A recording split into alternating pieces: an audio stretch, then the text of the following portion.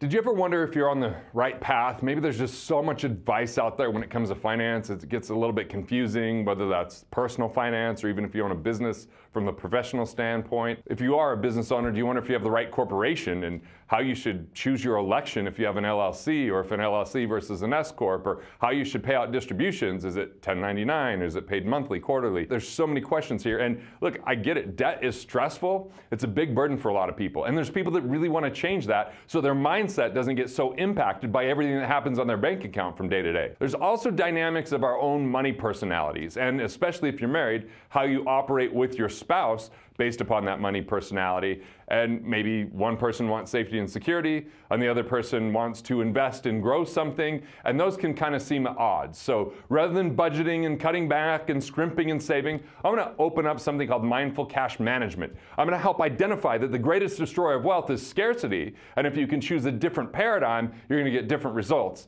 And what you got to do instead of budgeting that becomes a lot more efficient, easy, and really kind of effortless and automatic, and how that could change your overall financial life. So you're going to get a look in, you're going to get a peek in with me working one-on-one with someone to find out how this actually happens. So what's up, man? Tell me what's going on in your world and what you're up to. So really just trying to figure out things going on the financial realm of making sure that my wife and I are on that right path, and not, because right now I feel like we're told so many different things and it's all in different directions. And I want to make sure that we're on the right path, not just personally, but also for business wise.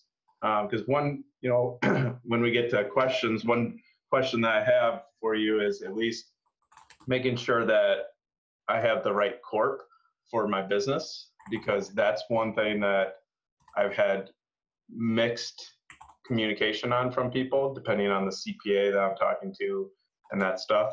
On, should I be an LLC, an S Corp, all these things. So really just kind of picking your brain on that. Well, let's talk about that right away. Yeah. What are you right now? I am, at least what LLC, but like sole proprietor of LLC. Okay, so let's look at this. So, is your wife any percentage owner in your business? No, she's not. You're the only owner of the business? Yes. And you're an LLC right now? Yeah. Okay, so I wouldn't go set up a new corporation. What I would do is elect the S election inside of the LLC for tax purposes. What that's going to allow you to do is take a salary that's reasonable. So what would you pay a chiropractic associate? And then you pay yourself that, and then you can take the rest in distributions, because right now you're not working in the business, you're working on it. We're talking about the business from a strategic standpoint. So that's what, gives you a distribution type of structure. And that distribution will get hit with self-employment tax, and self-employment tax can be as high as 15.3%. So you could save that by choosing an S election, paying yourself a reasonable salary. And if you went to irs.gov, you would see that one of their dirty dozen is this whole strategy of paying a reasonable salary plus distributions, not because it's illegal, but because people have abused it. People will take $10,000 in salary and then $200,000 in distributions when they have hardly any employees. So reasonable salary test is key. And the nice thing is it's pretty standard on what chiropractors get paid. There's a lot of information out there. There are software programs you can go through to determine a reasonable salary, but you could just look at the industry standards, pay yourself that, and then take the rest from distributions. And that S election will be very effective at tax savings. And an LLC and an S Corp aren't that different in some ways. They're both known as pass-through entities, meaning no matter how much money you earn, even if you leave it in the company, it passes through to your personal taxes. So you can't retain it and not pay tax at all. You're going to pay tax on it that year, whether you spend it or not. C corporations are a little different. You can retain earnings in those because there's the corporate tax and the individual tax. So it has a little bit more complex structure, but LLC or S Corp, not that much different. LLCs are amazing in partnership because you can shield yourself from your partner's liabilities. You can have ultimate flexibility, where an S Corp's a little bit more rigid. Like if you have a partner, you have to pay the partner distribution based upon the ownership structure and it's less flexible. But because you're the only one that owns it, S corp, S election in the LLC, you don't have to set up another company. You don't have to go take on more expenses. You just change how it's taxed. Okay. And in your program, you'll be able to talk to accountants and attorneys to validate and verify your specific situation. I'm giving you the general concepts. Yeah. I'm an attorney. I just play one on TV type of thing, right? Sounds good. Now, the question with distribution. So that was one thing that maybe I just wasn't getting the clear, especially at the conference. So what would be qualified or as a distribution? Like, so W-2 is your salary. Distribution would be 1099, and you can pay it monthly, quarterly, when there's excess. Like, you could kind of have a structure to it, but it's like, instead of getting one check, you're getting two, a W-2 check and a 1099 check. So it's different from tax purpose. So, like I get two types of checks. I get my W-2 for my two companies, Wealth Labs and Garrett Gunderson, LLC. And then the rest just comes in as commission, and it kind of goes into the pile of money that I can spend how I want to. Okay. And then when you do a distribution, would that be, do you have to then be specific on why you're taking? No, it could be it's a bonus. It's a owner distribution. Yeah. Okay. Awesome. That helps clarify that aspect. Let's see. What are your big financial priorities? What was that? What are your biggest financial priorities? My biggest one is, I don't know. For me, it's always been to pay off loans. Okay. Because I hate debt. It weighs down on you. Yeah. Like, to me, like, my biggest burden, I feel like every day I hold, is just the financial situation. Like, my mind's always kind of thinking about it. And maybe it's just part of how I kind of grew up with my family, but maybe kind of change it. I need to somehow not let that kind of dictate, because, if it's the bank accounts, or if the month we didn't have a high collections, that really impacts my mindset on that. And I've gotten a lot better on that aspect. So that's really big on my end. Paying off loans is the biggest thing. My wife is, because I just had a call with Tim, and he told us to take the Money Harmony quiz. And our top ones are hoarders, which my wife was surprised I was a hoarder. And then my second one is a spender. And then hers You're schizophrenic then. You're schizophrenic. Yeah. Hoard and spend. Yeah. Her second one is avoider. You have this awareness right now that you've got some scarcity thinking around money, right? You feel it shows up in the background as stress. It shows up as occupying a lot of space in your head with conversations, and you start identifying, hey, I'm a little bit more nervous because collections aren't where they were, or whatever. That might come from an experience you had as a kid, or a conversation you heard as a kid, right? And it's like a paradox where we can hear these things but shuffle them away. And then we don't know where it's really coming from, but no matter how much effort we put, it always seems to be in the background. And so, what was it like growing up? What was your view of money? What kind of beliefs have you carried on through that? I think, like, my parents were divorced, so, like, spending with my dad and spending, like, time with my mom was a little bit different on that. I think my mom kind of just spent money on me, like, because, I was one of two kids with her, where my dad had three more kids with his other wife. And so there it was kind of like, priority of money and that stuff was different. But, I think a lot of that came in more when, maybe it was growing up, but, like, once I started making my own money, it got into, like, at first it was to buy the nice things, because, I didn't have, I started when I was still living with my parents. So it was one of those that all that extra money was going right to whatever I wanted. None of it was savings. I didn't know much about savings. My parents didn't talk to me about savings or, what to do with it.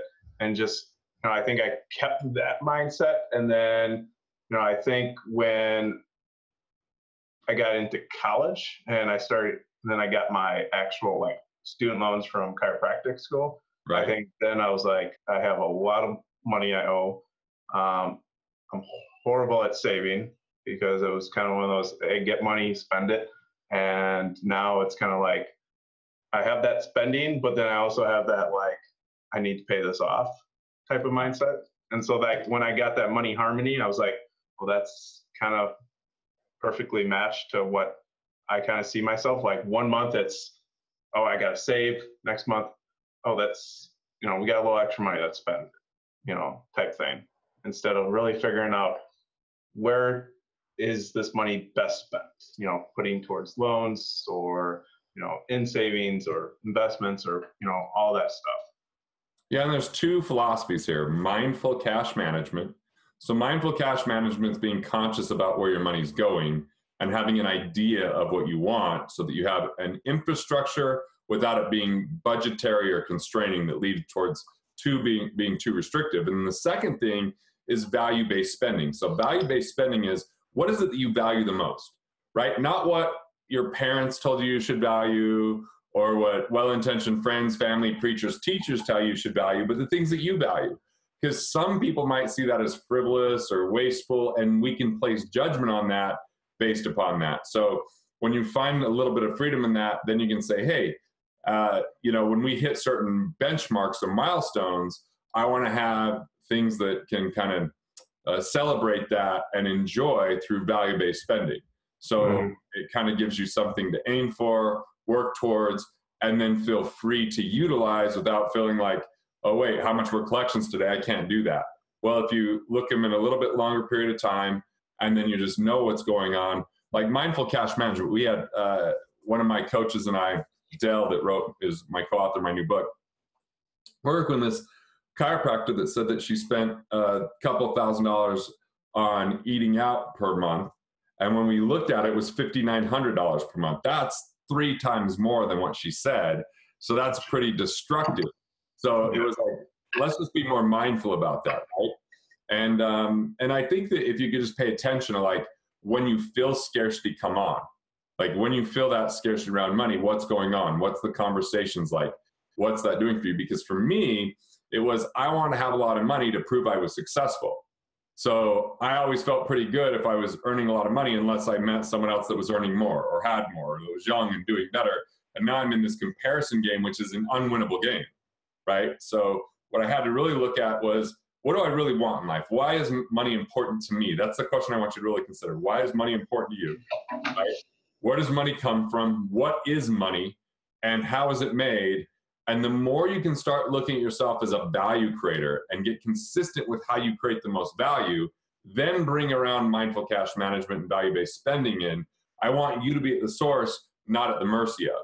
Like, I want you to master your money, not be mastered by your money. And so I think that, like, when we can start looking at it from that perspective, but I do feel like if you can get back to moments as a kid, like I think about the one where I had an incident where my kindergarten teacher threw away a project because I couldn't memorize my address, and then I thought I was stupid. So making money to me was my validation I wasn't stupid. Then I remember waking up from a nap when I was camping, and we had this trailer, and it had a little devil sign that said, "Money's the root of all evil." I remember seeing that, or hearing about my parents fight about money, or my mom saying something like, "Oh, we're insurance poor. All of our money goes to insurance companies." So my whole notion growing up was insurance is bad and it makes you poor, and money is evil, and if people have too much, so I had these notions, and if I want to be a good person, I was in conflict all the time because I want to make money to show that I was successful, but I want to be a good person. If you have too much money, maybe that doesn't make you a good person. I'm in an unwinnable game at that point because of false beliefs or things that I developed as a kid.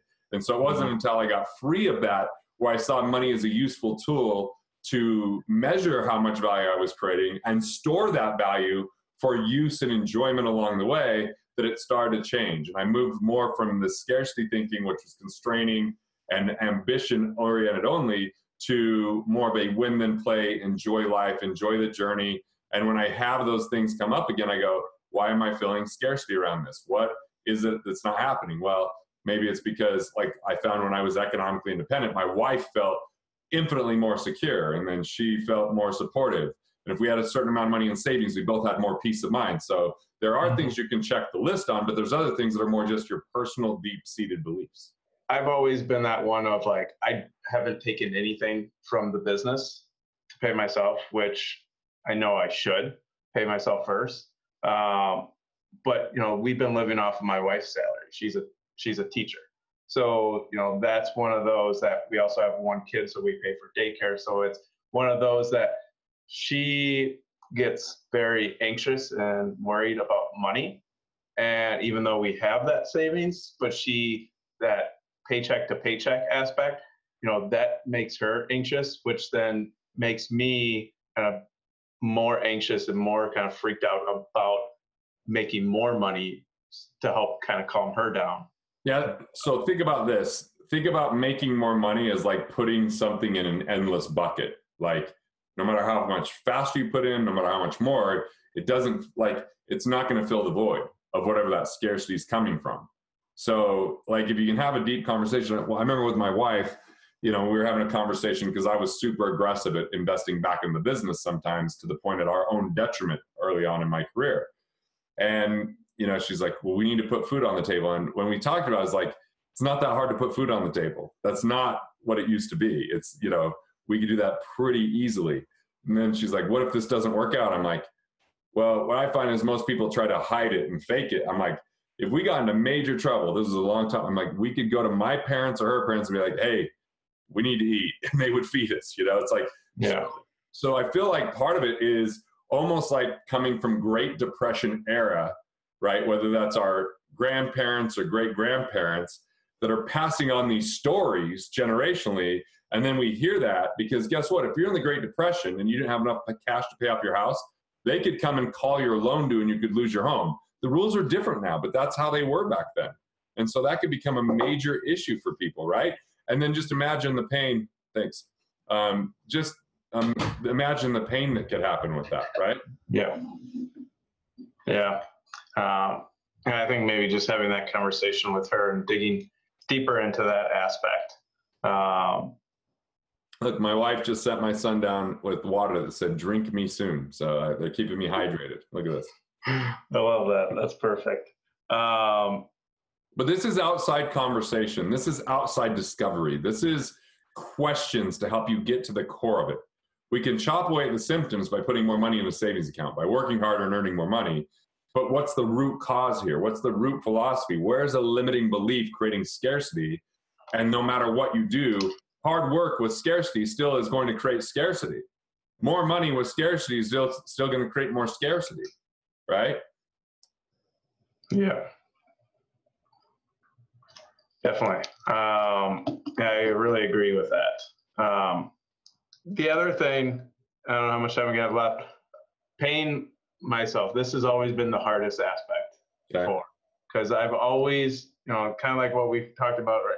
I felt like, you know, even if it hasn't been as much lately because we've been making more than, you know, our overhead is. But before it was kind of one of those that I would either meet overhead or I was under overhead. So it was kind of one of those pay myself, you know, didn't make sense because I wasn't even making overhead. So to take from the business was a hard thing. And it still is that mindset, even though we're making above. You're creating the habit, and the habit could be you make more and the business spends more. Yeah. And that's one thing, you know, I don't see it going up much for overhead, but I got to look at that again. You know, it's probably gone up. Yeah, what I want you to look at is your fixed expenses versus your variable expenses. And see what your baseline fixed expenses are, and this is what you got to assess. If you increase your production, at what rate will that production go up faster than your variable expense, right? Okay. Because your fixed is your fixed, but your variable expense, because look, we once met with a chiropractor that every time they took insurance on one plan, they lost $11 because by the time they paid for their overhead. So I'm like, you could work twice as hard and you're going to go twice as deep in the hole on that. But look, I I say, this is a statement I say all the time. Businesses have insatiable appetites. To make a business is a series of imperfections. So it has an infinite number of things we can do to make it more perfect. And part of how I started business was I didn't go spend money on clothes. I didn't go spend money on trips. I spent money on my business. And I could just constantly put more and more and more. And I went for a whole year without taking an income. And I was like, this is ridiculous. I'm working harder than anyone else, and I'm getting paid the least simply because of my love for this, but also it was foolish. So what I started doing is saying, anytime I do something for the business I pay someone else for, I have to pay myself. And if I can't, that means I've got to eliminate someone from the business or change my pricing structure. See, you can't make a real assessment about your margin right now. You can't make a real assessment about your price because you're free labor. And that free labor is throwing all the numbers off where it feels okay to get by. But like, look, man, if I wasn't getting paid and I'm like, hey, I could sell twice as many programs if I cut this price in half, who cares? Like, this is the priority. Take care of yourself, your employees, and then your patients. If you ever put the other two ahead of you, it's not a sustainable model. If you have your favorite restaurant in the world and they're so underpriced, you're eventually going to hate that they're underpriced because they're going to go out of business. And that even if it's your favorite restaurant and it's a good price, it was too good of a deal because it wasn't a win-win. So you've got to start the habit. You got to start anywhere. Like today, you got to be on payroll. I don't care if it's $1. You got to start paying yourself because if you don't, you're never going to pay yourself. That's what I actually did last month. I finally did a distribution aspect. So you got to get a salary going, man. You got to get a salary going. Yeah. And then you get really strategic about cash flow at that point. What you spend money on, what you take time to do, whether you hire or not, whether you expand something, you start getting clear about if you have the right patients, if your pricing model's right, if there's additional value you can give to them. But like, that's the question I'd have you ask right now. With the existing patient base, is there a way that you could survey them, find out what they truly want? And are there additional things that you can offer to them in value, either through collaboration and coordination with other practitioners, or whether that's additional value that you can just create for them within the walls of what you already have? Because if you can extend the lifetime value, if you can add more value to them that has them pay you more money, your goal is any of those new dollars are your salary. Any new dollars that are the accelerated difference between variable expense and profit, right? And the increase, you got to pay yourself. So as you're thinking about those things, right? So how long do patients stay with you? If you could increase that longevity, you could pay yourself more. How do you acquire more patients? Are you charging the right amount of money? Like, these are the questions that you ask that can solve it, because you've got to become more resourceful to impact yourself. Okay, perfect. No, that's good. And just so you know, this is like so ridiculously common. Ridiculously common, man. I mean, you can't even believe how many people don't pay themselves, right? They might pay for some basic things out of their business, but I'm like, man, you're working really hard not to pay yourself, And I'm here to tell you, as soon as you think, if I just make X amount more, if you don't have the infrastructure, Parkinson's law kicks in and it bites you in the butt, because the expenses will just rise to meet or exceed that increase. Yeah. Yeah.